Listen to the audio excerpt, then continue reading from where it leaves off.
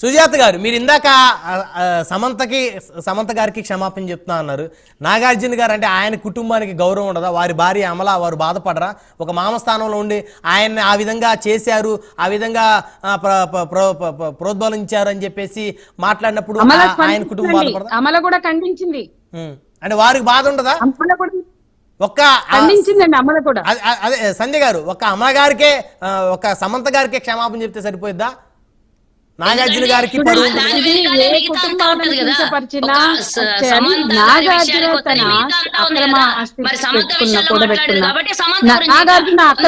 నాగార్జున అక్రమంగా నాలా మీద కట్టిన సంబంధించి ఏదైనా చర్చించవచ్చు, నాగార్జున అనవచ్చు. మీరు కూడా నాగార్జునని చర్చల్లోకి తేవాలి కానీ సమంతని తేవద్దు. సమంతనైనా ఆమె పేరు తీయడం వీళ్ళందరం ఖండించవలసిన విషయం. అలాగే అమల అయినా ఇంకొకళ్ళైనా ఆ కుటుంబాలు కూడా ఖండించాయంటే అది మనం వాళ్ళు ఎంత హర్ట్ అయ్యారు అనేది కూడా దృష్టిలోకి తీసుకోవాలి. ఇంకా పోతే అసలు మొత్తం స్త్రీలను కించపరిచే భాష, స్త్రీలను కించపరిచే పదజాలం అనే దాని మీద ఇవాళ మీరు చేపట్టిన చర్చ దారి తీస్తే ఏ రాజకీయ పార్టీల్లో కూడా సోషల్ మీడియాలో ఎక్కువ అవుతుంది మేడం. సంజయ్ గారు, సోషల్ మీడియాలో మహిళల మీద ట్రోలింగ్ అన్ని పార్టీలు, ఈ రెండు తెలుగు రాష్ట్రాలు ఏపీ అయినా తెలంగాణ అయినా మరీ సోషల్ మీడియాలో ఇప్పుడు ఇందాక సుజాత గారు చెప్పినట్టు అలాంటి వాటి మీద ఇమీడియట్ గా యాక్షన్ కనుక తీసుకుంటే ఇంకొకరు ఏదన్నా పోస్టింగ్ చేయాలన్నా కానీ భయపడేటువంటి పరిస్థితి తీసుకురావాల్సిన అవసరం. ఆంధ్రలో అదే ఒకప్పుడు భాషా ప్రాతిపదికన ఏర్పడిన మన తెలుగు రాష్ట్రం దేశమంతా ఆదర్శంగా నిలిచింది. మన తర్వాతే గుజరాత్ అయినా మహారాష్ట్ర, కేరళ ప్రతి రాష్ట్రం భాషా ప్రాతిపదికన అంటే ఒక ఉన్నత విలువలు కలిగిన రాష్ట్రంగా మనకు గుర్తింపు ఉంది. దేశంలోనే ఆదర్శంగా నిలిచాం మనం. కానీ ఈ రోజు ఇదే భాషా ప్రతిపదికన ఏర్పడిన రాష్ట్రంగా గుర్తింపు పొందిన మనం ఆ భాష ఎంత కలుషితమైంది, ఆ భాష సంబంధం లేని స్త్రీలని కించపరిచేదిగా, అవమానపరిచేదిగా మారింది. అటు ఆంధ్రప్రదేశ్ లో అదే భాష, తెలంగాణలో అదే భాష. దయచేసి తెలుగు భాష, ఈ బూతుల భాష అనేటువంటి ఒక ఆలోచనని కలిగించకండి. మీ వికృతాలు, మీ వికారాలు ప్రదర్శించుకోవడానికి ఈ తెలుగు భాషని ఉపయోగించుకుని స్త్రీలను అవమానపరచకండి. ఏ రాజకీయ పార్టీ కూడా తక్కువ కాదని నేను ముందే స్టార్టింగే చెప్పాను. కానీ రాజకీయ పార్టీలంతా ఇట్లాంటి ట్వీట్లు చేయాలన్నా ఏంటండి, పెళ్లి చేయడం ఏంటండి? సీతక్క కూడా గన్ను పట్టుకుని ప్రజల కోసం పనిచేసి వచ్చింది. ఆమె మంత్రి అయితే ఆమె మంత్రిగా ఏదైనా తప్పుగా మాట్లాడినా, తప్పుడు నిర్ణయంలో భాగమైతే చర్చించండి, విమర్శించండి. కానీ ఆమెను అవమానపరిచే రైట్ వీళ్ళకేముంది? ఒక ఆదివాసీ మహిళగా ఈ రోజు ఆ స్థాయికి వచ్చి ఎంతో స్ట్రగుల్ చేసింది. కాబట్టి ఎవరిని పడితే వాళ్ళని ఎట్లా పడితే అట్లా మాట్లాడే హక్కు మీకు లేదు. పెళ్లిళ్ళు ఏంటండి ఇంత నీచం? ఆమె హెలికాప్టర్లో వెళ్తే రాయడానికి, ట్వీట్ చేయడానికి అసలు ఆలోచన ఉందా? బాధ్యత ఉందా? మీరు వరద బాధితులు పట్టించుకోలేదని మాట్లాడడానికి ఈ వ్యక్తిగత దాడి అవసరమా? వ్యక్తిగత దాడి, కించపరచడం బంద్ అవ్వాలండి. ఈ చర్చ ప్రయోజనం, అది సారాంశం అట్లా ఉండాలనేది నాకు. రజిత గారు, సో రైట్, సుజాత గారు, భరద్వాజ్ గారు ఉన్నారు. రజిత గారు వచ్చారు. రజిత గారు, సో మొత్తానికి బీఆర్ఎస్ శ్రేణులే మొదట ఈ విధమైనటువంటి మహిళలను కించపరిచేటువంటి కార్యక్రమాలను తలపెట్టింది ఫస్ట్ వాళ్ళే అని చెప్పి సుజాత గారు అంటా ఉన్నారు. చూడండి, వాళ్ళు ఎట్లా మాట్లాడినా, ఏం సమర్థించుకున్నా, ఏదేమైనా కానీ మహిళలను కించపరిచే పోస్టులు గాని, మహిళలను కించపరిచే చేష్టలు గాని, రాతలు గాని పార్టీలకు అతీతంగా ఖండించాలి. డెఫినెట్ గా కూడా మహిళ ఏ పార్టీలో ఉండని, ఏం పని చేయని, ఎవరి వ్యక్తిగతం వాళ్ళది, కానీ డెఫినెట్ గా మహిళలను దూషిస్తే గనక చట్టాలు గట్టిగా రావాలి, చట్టాలు శిక్షించాలి వాళ్ళని.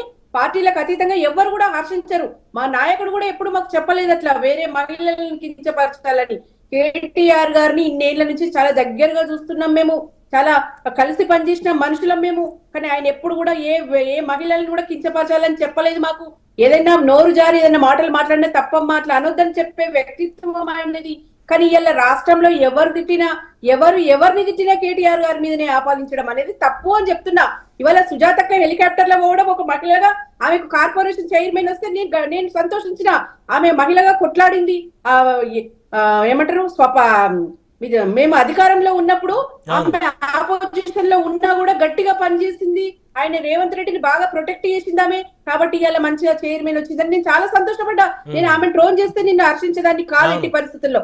కానీ వాళ్ళ నియోజకవర్గాలకు గాని, వాళ్ళ సొంత పనులకు గాని, వాళ్ళ అధికారిక కార్యక్రమాలకు గాని హెలికాప్టర్ వేసుకొని పోయిండ్రు గాని, మరి వరదల్లో ఇంతమంది ప్రజలు చచ్చిపోతే నార్మల్ జేసీబీ డ్రైవర్ కాపాడిండు కొంతమందిని, గాని హెలికాప్టర్లు వచ్చి వేసుకొని వచ్చి ప్రజల్ని కాపాడాలి బాధతో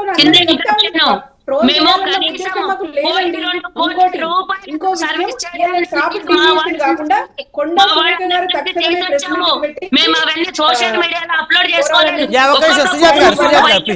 10 లక్షలు ఇప్పించి 300 బ్యాగులు రైస్ ఇచ్చి నేను వెళ్ళి అక్కడ సర్వీస్ చేసి వచ్చానమ్మా తల్లి. మీరు అలా చెయ్యలేదు అని పిచ్చి పిచ్చి మాటలు మా గురించి మాట్లాడినా కానీ నేను కామ్ గా కూర్చున్నా. మీకు తెలుసా నేను సర్వీస్ చేసి వచ్చింది? నేను ఎన్నిసార్లు వెళ్ళేసి వచ్చానో ఖమ్మంకి, నల్గొండకి, కోదాడికి వెళ్ళేసి వచ్చింది మీకు తెలుసా?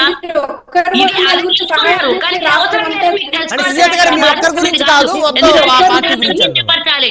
గతంలో మీ ప్రభుత్వాన్ని గట్టిగా నిలదీసిందని నేను కాబట్టి నన్ను ఇష్టం వచ్చినట్లు కించపరచాలి. హెలికాప్టర్లలో పోతారా?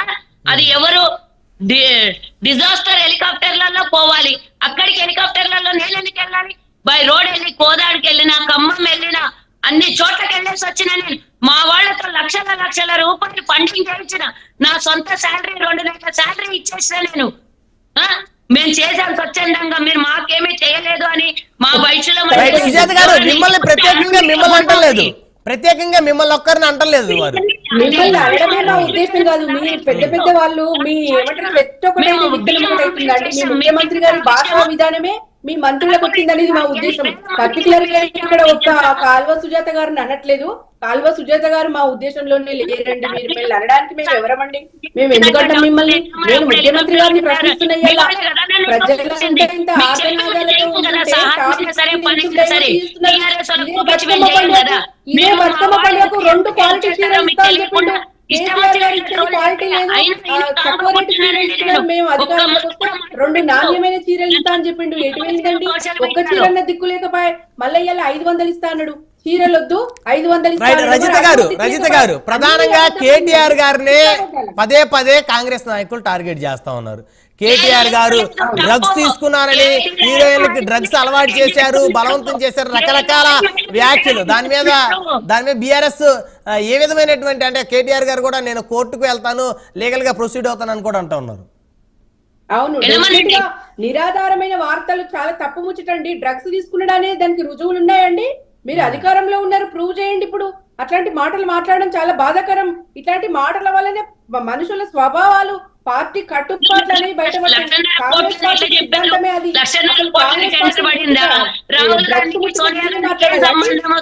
కొండా సురేఖ గారు మాట్లాడుతూ ప్రజలంతా రాజకీయ పరమైన అంశాల్లో ఎంత తీవ్రంగా విమర్శించినా సమర్థించవచ్చు. కానీ ఉద్దేశపూర్వకంగా దాడి చేస్తే మాత్రం సహించమెట్టి పరిస్థితుల్లో మీ రాజకీయం కోసం ఎవరి కుటుంబాలనైనా బజార్కు లాగుతారా? మీ కేసులు పెట్టాలనా చెప్పండి. ఇలా మీరు అసలు పార్టీలో ఒక్కరు కూడా మిగిలారు, అందరు లోపలి పోతారు. కాదు సుజాత గారు, కేటీఆర్ గారి వ్యక్తిత్వాన్ని, క్యారెక్టర్ ని దెబ్బతీయడం కదా ఆ వ్యాఖ్యలు? అందులో వాస్తవాలు ఉన్నాయా? ఎందుకు అట్లా మాట్లాడటం అనేది వారు అడిగేది.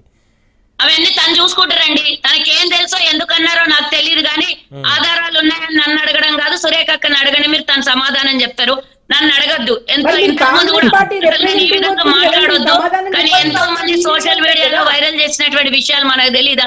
డైరెక్ట్ రకుల్ రావు అని ఆయనకు డైరెక్ట్ గా పిలిచేవాళ్ళు, ప్రస్తావన చేసేవారు, సంబోధించేవారు. ఇవన్నీ ఆయనకు ఉన్నటువంటి గుణాలు అనేది తెలిసి ఎంతమంది రకుల్ రావు కూడా మొన్న అనొద్దు, నేను మాట్లాడొద్దు, మహిళల విషయం నేను తీసుకురావద్దు, కానీ సందర్భం వచ్చింది, మీరు అడుగుతున్నారు, మళ్ళీ పదే గుచ్చి అడుగుతున్నారు కాబట్టి నేను ఆన్సర్ చెప్తున్నాను. మొన్న రకుల్ రావు కూడా, సారీ రకుల్ ప్రీత్ సింగ్ కూడా ఎక్కడో మాట్లాడింది చిట్ చాట్ లో అని విన్నాము. నన్ను ఇబ్బంది పెట్టిండు, నన్ను చాలా ఇబ్బంది పెట్టిండు, నాకు పెళ్లి చేసుకుంటే విడాకుల వరకు తీసుకొని వచ్చినటువంటి విషయం అని తాను కూడా సోయానా ఎంతో మంది చిట్ చాట్ లో, మీడియా చిట్ చాట్ లో మాట్లాడింది అని కొంత ఊహాగానాలుగా అనుకుందామా, లేకపోతే నిజంగానే మాట్లాడిందా? నిజంగా అలాంటి పరిస్థితి ఈ రోజు మీ పార్టీ అధికారంలో ఉంది, ఆవిడ తీసుకొని రండి, మీకు నిజంగా ఈ విధంగా జరిగిందా, హెరాస్మెంట్ జరిగిందా అని అడగండి. ఎందుకు మాట్లాడాల్సి వచ్చింది అని అంటే నిప్పు ఉంది కాబట్టి పొగ వచ్చింది అనే మాట్లాడాలి. మీరు ఆయన కాల్వ సుజాత గారు మీరు వ్యక్తిగతంగా మాట్లాడతాండి. సంధ్య